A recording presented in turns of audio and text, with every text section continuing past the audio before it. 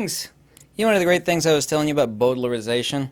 Like all the stuff on social media now, it says, false information has been fact-checked. We don't want you to see it. And they include it on Instagram.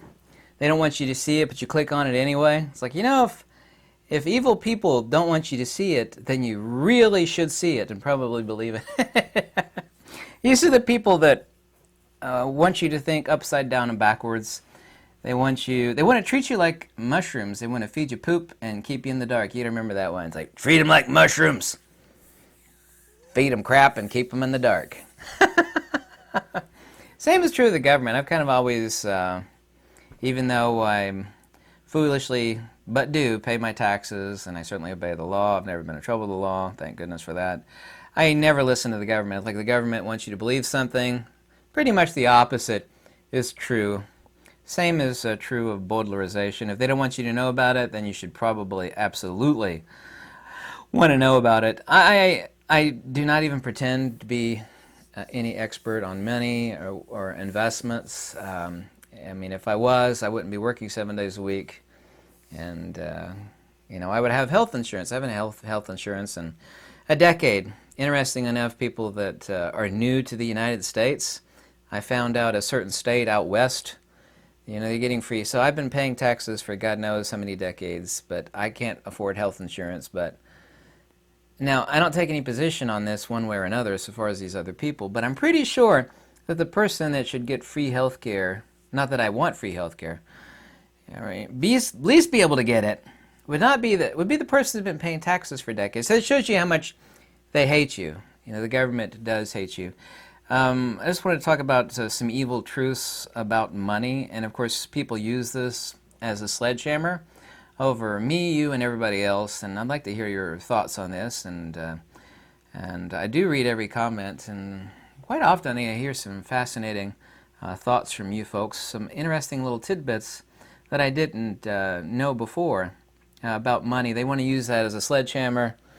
You know, they use it as influence, as a source of corruption, and banks, by the way, as I've said before, don't loan money. They loan debt. And the reason why houses are not made for people. It's like, I live in this house, you live in your house. But if you think about it, for 99.9% of us, of course my house is paid for. It's never really paid for since we're always paying property taxes though, right? Houses are not for you and me. They're actually for the bank. They're a form of slavery. You know, say a house is built for $55,000, and depending on what percentage fixed or unfixed mortgage rate you get, you know, the bank is ultimately going to get, I don't know, say $100,000. So this is a money. I don't know if you know about fractional banking too. When you actually deposit a buck into the bank, that lets them loan out. This is where people talk about the government printing money. The biggest printers of money, I know the Fed is technically not the government, it's its own private entity. I know about the Fed. But you should learn about fractional banking. It's like if you deposit a buck, that means the bank can loan out $10. Spontaneous generation of money, not at like the government level, but just like Joe Schmuck Bank. You know, just like say it's only got like 50 branches. Joe Blow Bank in the middle of Hayseed, Kansas, right? You deposit a buck, they get the loan out $10.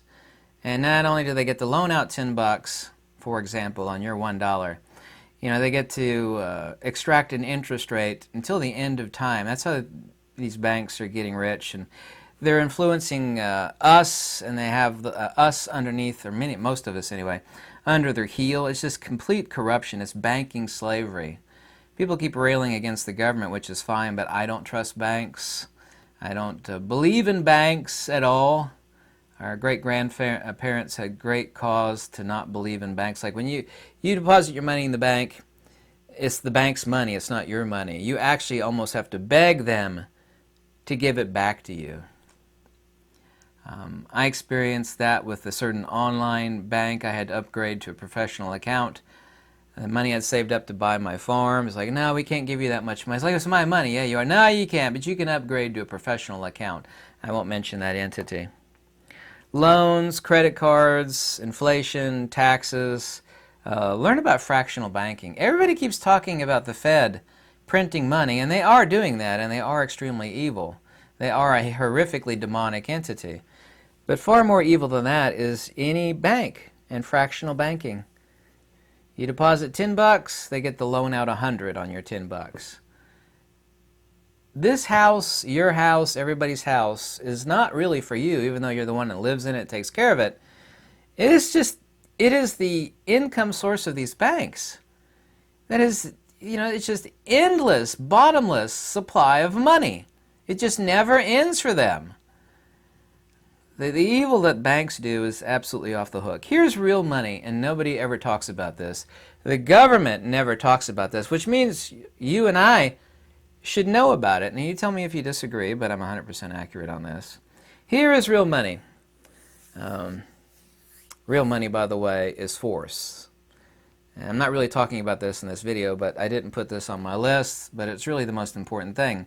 What is the one thing that is used as money more than money? Not gold, not silver, not 10-year bonds or treasuries used by government. It's force. Force has always been the coin of the realm since the dawn of time. It always will be the coin of the realm. It is sad and horrific to say that, but it is 100% true and 1,000% undeniable. Force. I'm not advocating anybody exercise force upon anyone or anything, but I'm telling you what is real money. And just look what any and every government uses as real money. Force, fear, and intimidation. FFI, force, fear, and intimidation. Real money, however, is this: non-compliance, wisdom, skills. If you have skills, then you can do most things yourself. Skills. Non-compliance is incredibly powerful. Mahatma Gandhi brought the British Empire to its knees. Will not comply. Will not! Don't yell into the microphone. You hurt my ears. Oh my God, I hate you. Sorry about that. I'll edit that out of this video. Note to self, edit that part out of this video. I won't remember to edit it out. Mahatma Gandhi. Non-compliance. Will not comply. What are you going to do? Nobody has strings attached to them.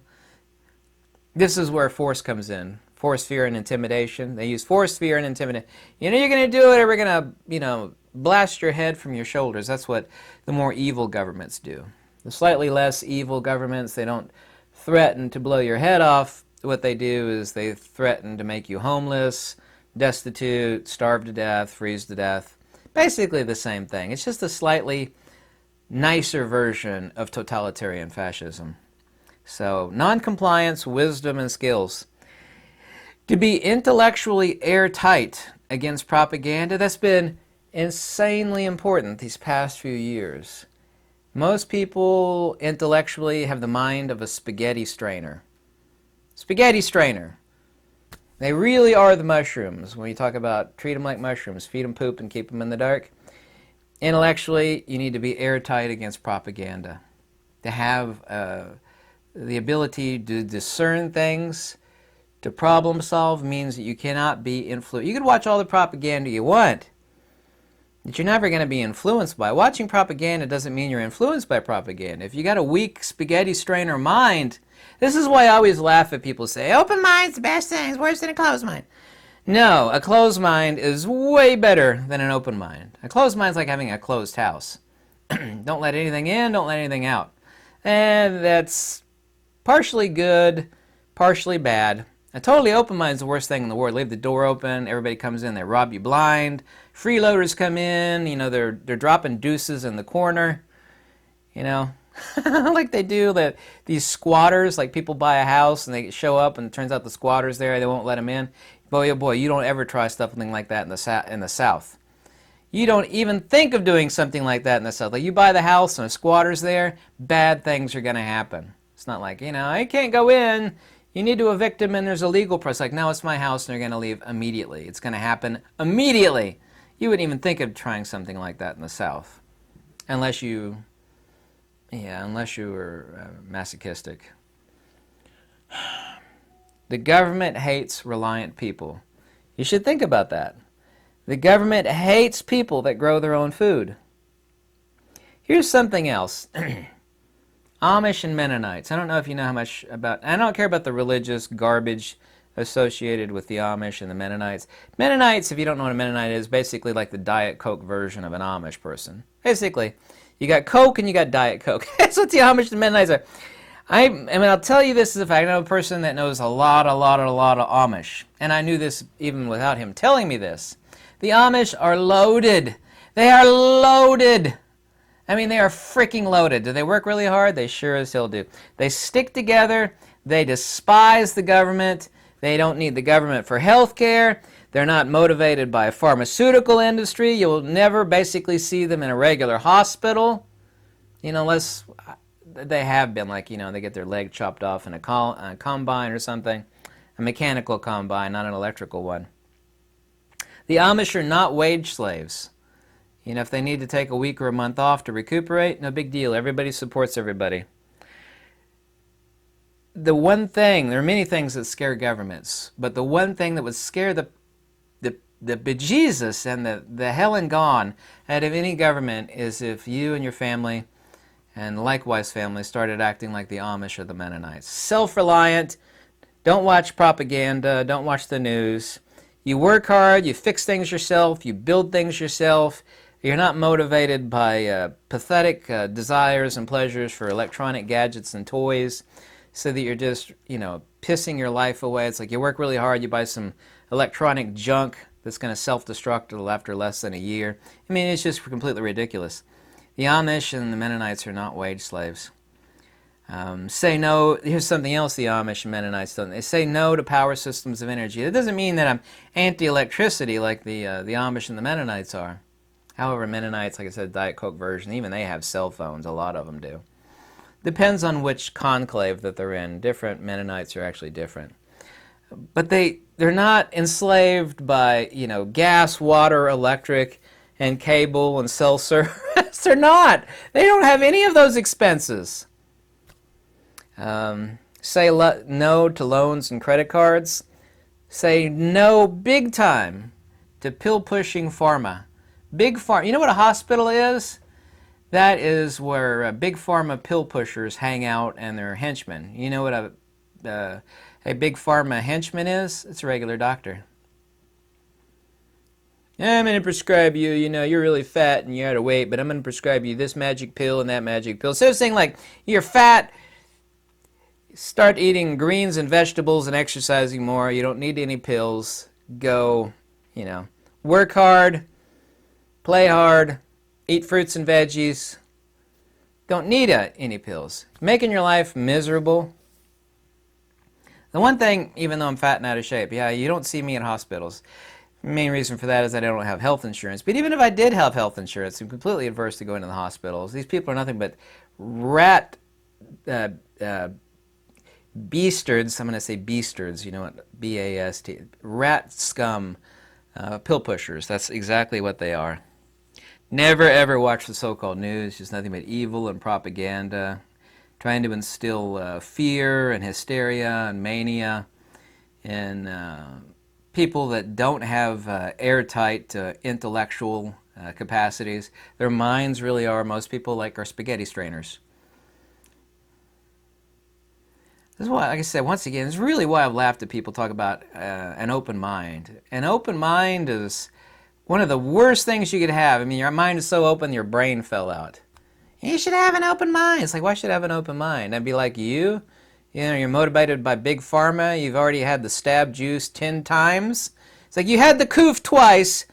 You've had the stab juice 8 times. You've been boosted, triple boosted, juiced and boosted and triple.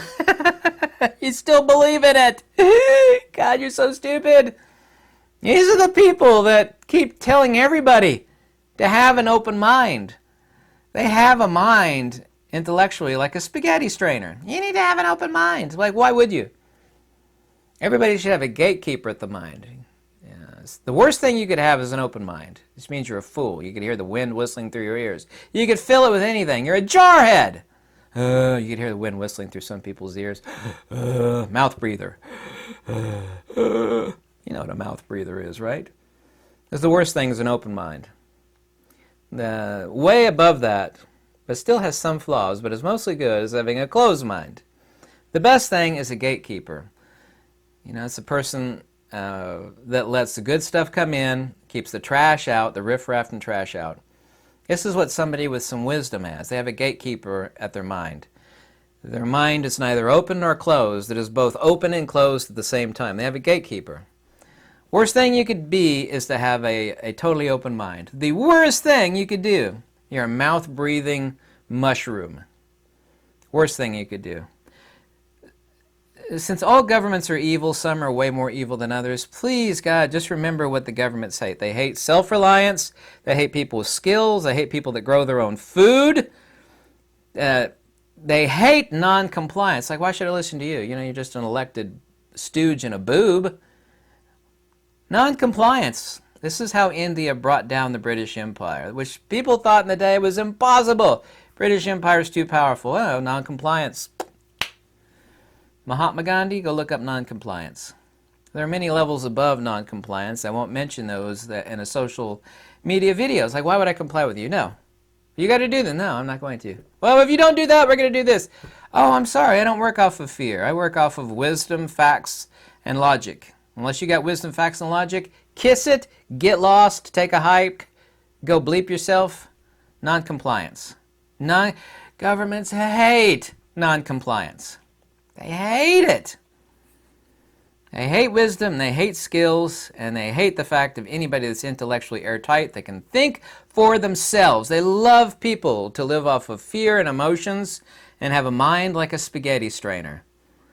Always realize what your enemy is and focus in on the things that they hate. If they hate it, then it's a good thing. If they love it, it's a bad thing. This basically is governmental Baudelarization. Learn what they hate and do it. Learn what they love and resist it. It really, really, really is just about that simple. The British Empire was brought down by one of these. If you have more than one of these, non-compliance, wisdom, and skills, you can grow your own food. You're not interested in, being a wage slave and having a mortgage and a car payment. Oh, then they hate you. You don't have no credit cards, have no home loan. You're not been preyed upon by big pharma so that your mind has been turned to jello by a list of prescriptions. That's all a hospital is. Sure, if you break your leg or, you get a big a gash from an axe in your leg, sure, go to the hospital, have them sew you up.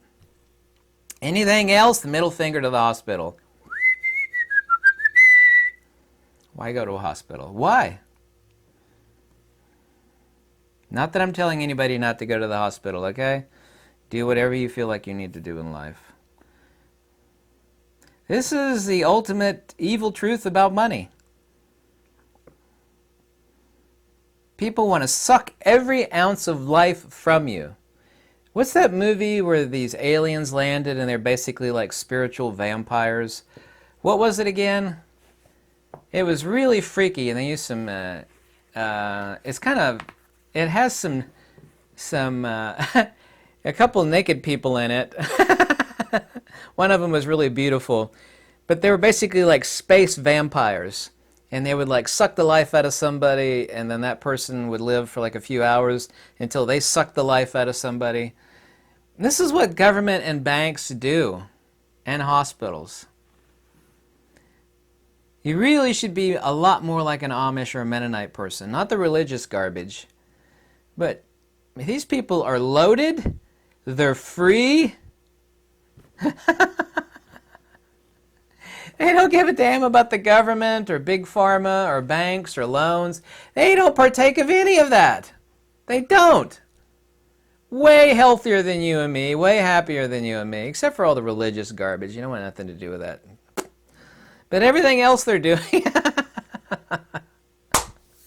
Oh man, the government. What would instantly piss off any government on earth is basically if everybody turned into an Amish or a Mennonite. Again, I'm going to put solar panels on my house. I'm not going to partake of loans or credit cards. I'm going to grow my own food. I'm going to learn how to chop wood, yank on cow udders to get my own milk, and raise my own chicken and my own goats so I could feed myself, grow my own veg. Oh my God, nothing would make every government more furious and foam at the mouth like a rabid mad dog than that. And that is a fact. And that fact should tell you everything you need to know about money and government, and specifically banks.